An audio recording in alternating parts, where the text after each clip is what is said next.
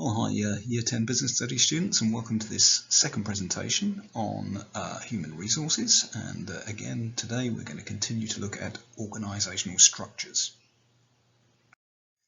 In this session, we're going to look at the internal organisational structures that a business may use. So businesses have choice about how they structure their organisation, so we're going to look at that in more detail. We're going to look at why businesses use different organisational structures, because various businesses will make different decisions on this.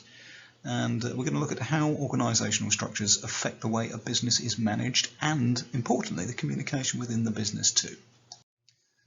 So just to get you guys started with a very important definition of organisational structure, I've put together a little copy and complete there. So start with that. You'll need a separate piece of paper to jot this down on. So do the copy and complete. Use the words at the bottom to fill in the gaps. See how you get on with that. So pause the presentation now and give that a little go.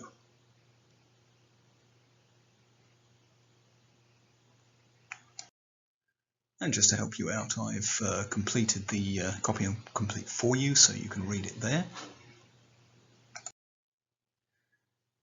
There are a lot more definitions that you will need to learn on organisational structures. You'll need, for example, to know what an organisational chart is. You'll need to know what a line manager is. You'll need to define authority. You will need to define spans of control, chain of command, levels of hierarchy, and delayering, as well as delegation. All important definitions, those. So there are some very important definitions on page 164 to 167 of your textbook, and I would suggest that you make yourselves a really good revision resource such as postcards, so that you can remember what all those important definitions are. If you haven't read those definitions yet, what I suggest you do is pause the presentation and go through those definitions, jot them down, and make sure you understand them. One of the most important definitions that you're going to read for today's PowerPoint is span of control, and I'll define that for you. The span of control is simply the number of subordinates a manager is required to supervise directly. I'll give you a good example. I work in the social sciences department of Reefham High School and College. Miss McCoy is the department head. She's head of department of social sciences, and I think at the moment she has 6 teachers reporting to her. So we can say that Miss McCoy has a span of control of 6 teachers. If a manager has many subordinates answerable to him or her, the span of control is said to be wide. And if a manager has relatively few subordinates answering to that person, then the span of control is said to be narrow. We're going to look today at the benefits of wide spans of control and the benefits of narrow spans of control, and also the drawbacks of those things as well. So we're going to start by looking at structures of organisations. We're going to look at what are tall structures, what flat structures are, and what are the benefits of tall and flat structures. So let's kick off with that. Okay, so here you see 2 diagrams. On the left-hand side, we've got a tall structure with lots of levels in the hierarchy and narrow spans of control. So, for example, right at the very top of that diagram, the little triangle at the top, that would be the senior leaders, possibly even only one person, the chief executive of an organisation. Below that chief executive, there would be the next layer, which would be probably directors within the organisation. The next layer down would be senior managers. The next layer down will be middle managers. Next layer down, supervisors. Next layer down would be shop floor workers, and then the final layer would be those perhaps junior shop floor workers who report to the more experienced shop floor workers. So there we can see we've got 1, 2, 3, 4, 5, 6, 7 levels in the hierarchy. So we would regard that as really quite a tall structure. On the right hand side, we've got a much flatter structure. There are fewer levels in the hierarchy, and of course there are much wider spans of control. So you can see that we only have 4 layers here, but each of the managers, for example, in layer 2 is going to be responsible for a lot more activity and probably responsible for a lot more people. So we say that is a flat structure. So let's look at taller structures. This one's only got 4 layers in it, but I'm going to contrast this on the next slide with a structure with only 3 layers in it. So this layer is taller with 4 layers than a structure with 3 layers. So here we've got a director. The director has 3 people reporting to that person. There's manager 1, manager 2, and manager 3. And so the span of control is 3. We have then supervisors. I've got supervisor 1, 2, and 3 for manager 1, supervisor 1 and 2 for manager 2, and supervisors 1, 2, 3, and 4 for manager 3. So manager 3 has got a span of control of 4, manager 2 has got a span of control of 2, and manager 1 has got a span of control of 3. And each of those supervisors has a number of people working for them. In this case, each supervisor has 4 people working for them. So the number of levels in the hierarchy is 4, and there are in total 49 positions within this organization spread across 4 levels of hierarchy.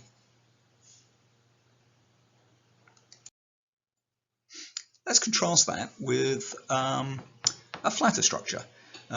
This structure only has 3 levels in the hierarchy. So we've got a director, and this director has 7 direct reports. So this director is the line manager for 7 people. So his or her span of control is therefore 7. And also each of the managers has more people reporting to them as well. So for example, if you have a look at manager 1, there are 1, 2, 3, 4, 5, 6, 7 people reporting to manager 1. Manager 2 has 5 people reporting to them. On the previous slide, you'll recall that each of the supervisors only had 4 people reporting to them. So here we've got a flatter structure, which means there are fewer layers in the hierarchy, and each person in a management responsible job has more people reporting to them.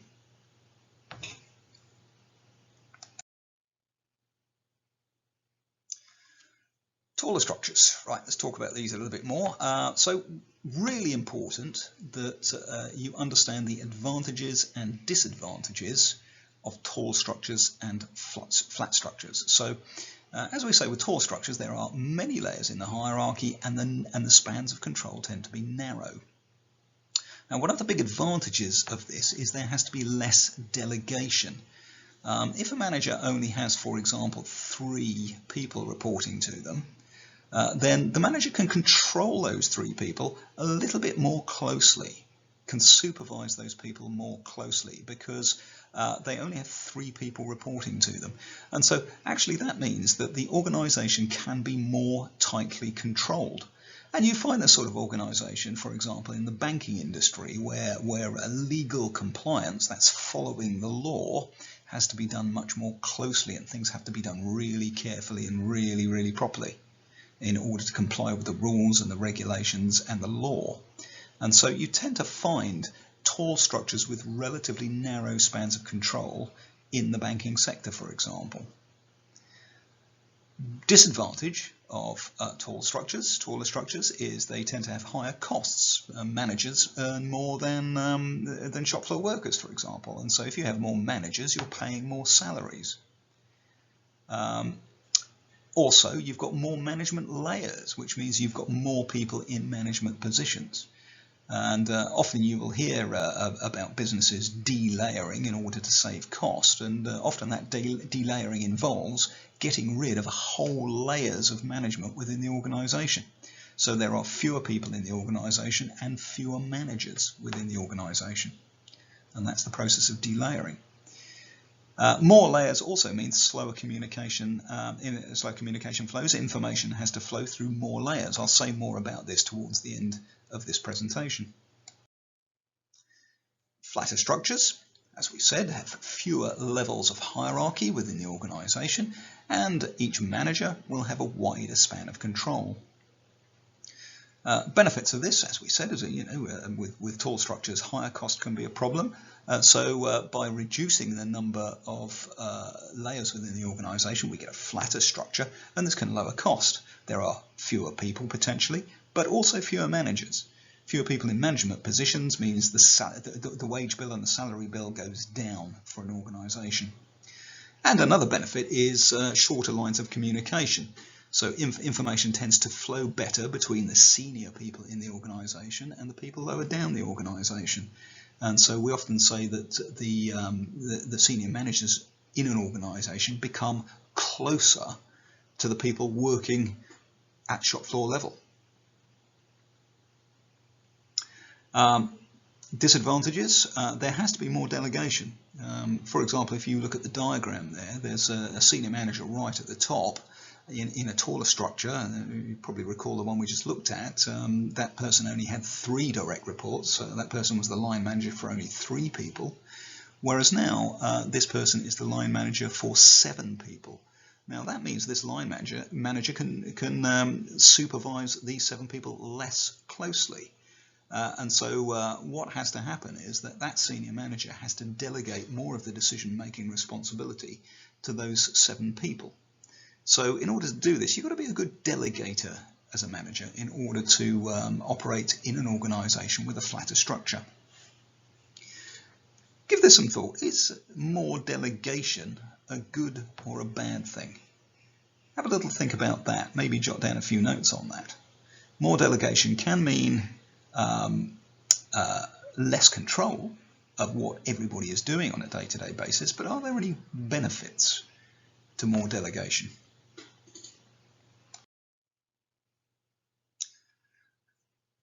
So let's talk about communication flow a little bit.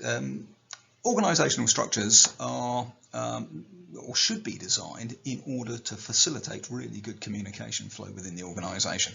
Loads of ideas are generated in organisations, loads of decisions are made within organisations which people have to act upon. And so facilitating really good communication flow is very, very important. Often, for example, right at the bottom of an organisation, at the real coalface, at the real sort of shop floor working level of an organisation, people come up with some really, really good ideas.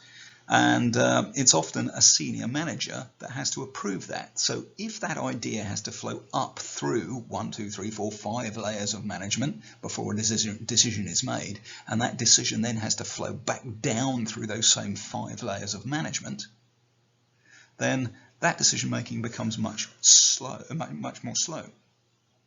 And that can be a problem because really good ideas should be enacted upon quickly within an organisation. And you'll probably recall when we did human resources, there's a good link to this, when we did operations, we looked at Kaizen, and Kaizen is a really good way of allowing people very low down within the organisation to make decisions which make their working life more easy. So Kaizen is a good example of where a flatter structure is allowing really quick decision making. Okay, but the point is organisational structure has an important impact on communication flow within a business. In this diagram, what you see here is quite long upward lines of communication and quite long downward lines of communication, which means decisions can take a long time to be communicated. However, because this is a narrower, taller organisation, maybe horizontal communication between managers or individuals at the same level in the organisation becomes a little bit easier because there's fewer people at each of those levels. So not so good for upward and downward communication, but perhaps a little bit better for horizontal communication. And of course, the point we make about delegation is there is less delegation because the spans of control are narrower, so managers have greater direct control over their staff. And actually this helps with communication as well, because if a manager is asked to, for example, implement something within their department, they're working with relatively few people, so they can communicate that decision to those few people and make sure that that decision is implemented quickly. Conversely, with flatter structures, you can actually see that the upward and downward communication would appear to be easier because it's going up through fewer layers in the hierarchy and then coming back down through fewer layers in the hierarchy as well. So the benefit of delayering is often shorter upward and downward lines of communication. But as you can see, it can make the horizontal lines of communication a little bit wider. So if a manager has to implement something within their department, they may have to communicate that to more of their subordinates because they've got more. Maybe you know, their span of control will be 7 or 8 people as opposed to 2 or 3 people. So upward and downward communication becomes easier, but horizontal communication can perhaps become a little more difficult. So with flat structures, managers need to be really, really good delegators because they have to manage more people and can't possibly supervise very directly the activity of all those people within their department. And of course, this means not being able to make all the decisions themselves. Often, you know, if somebody within a department comes up with a really good idea, maybe you can delegate to that individual the authority to implement that idea themselves without necessarily having to bother a senior manager with it. And of course, we made the point about tall and flat structures and cost implications for the business. The fact is, taller structures tend to have higher wage bills. This is an example of a little exercise we're going to do in class when we all get back together. Here you can see an organisation with 6 layers in the hierarchy. There's Chief Executive, Marketing Director, Head of Production, Production Controller, Production Manager, Product Manager, and that Product Manager has 3 people reporting to them. So this is a 6-layer hierarchy. The maximum span of control here, I think, is probably the Chief Executive here, who has 4 direct reports. So that's the maximum span of control. But in the exercise we'll do in class, we'll demonstrate this is a £1.73 million wage bill. Whereas, if we look at the next slide, this is a flatter structure. The number of direct reports, the maximum span of control here is 1, 2, 3, 4, 5, 6, I think. Yes, is 6. So the marketing director has 6 people reporting to them. So we've widened the spans of control and we've reduced the layers in the hierarchy to 4. And we've got rid of some managers. There's fewer managers being paid within the business. Actually will prove that the saving is quite significant. I mean, the wage bill for this structure went down to £1.6 million, so it saved the company money. Okay, and that brings us to a little bit of private study for this week, guys. I appreciate you back in school, so I'm not going to set you a lot of writing work this week because you're going to be concentrating on your maths, English, science and humanities work. But please could you just do one little 6-mark question for me, please? That's on page 169 of your textbook. That's Martin's Coffee Shop. And answer the question. And remember, aim for 6 out of 6, guys. Try and do a really nice answer for me. And then there's some reading to do. Please could you read pages 167 to 171 of your online textbook resource and take notes. And if you'd like a little bit more work, there's a little bit more on the next slide. Bit of extension. If you're really interested in organisational structures and you'd like to learn a little bit more and you know, perhaps look at 1 or 2 of the things that we might do at A-level, you can have a look at functional structures, organisational by area structures and matrix structures. They're actually quite interesting, and try and give the benefits and drawbacks. That's the sort of thing we'll be doing in year 12 if you choose to do business studies. And finally, a little quiz to end today's presentation. Try and explain 1 benefit of a tall structure, explain 1 benefit of a flat structure, and explain how communication differs in these structures. And if you can answer those 3 things, you've captured the core of this particular topic. Thanks for tuning in, guys, and I'll do another presentation for you next week.